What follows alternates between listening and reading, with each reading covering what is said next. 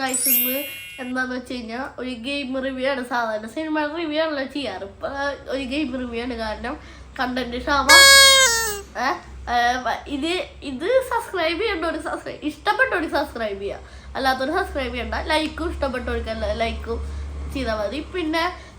പിന്നെ പതുക്കി വെച്ച് കണ്ടുപോവുക, ഇഷ്ടപ്പെട്ടവർക്ക് കണ്ടാൽ മതി മൊത്തം. പിന്നെ എന്ന് വെച്ചാൽ ഒരു ഗെയിമാണ്.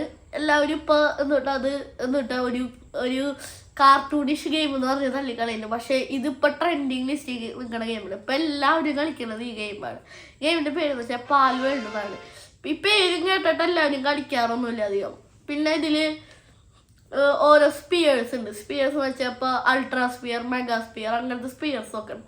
അതൊക്കെ എറിഞ്ഞിട്ട് നമുക്ക് ഇങ്ങനെ ജീവികളെ പിടിക്കാൻ പറ്റും. അത് വെച്ചിട്ട് നമ്മൾ ബോസുകളെ പിടിക്കണം. ബോസുകളെ പിടിച്ച അങ്ങനത്തെ സംഭവങ്ങളാണ് ഇതിൽ കുറേ സമയം കളിച്ച് കഴിഞ്ഞാൽ പിന്നെ നമ്മൾ ഒരു ദിവസം മൊത്തം കളിക്കും. അടിപൊളി.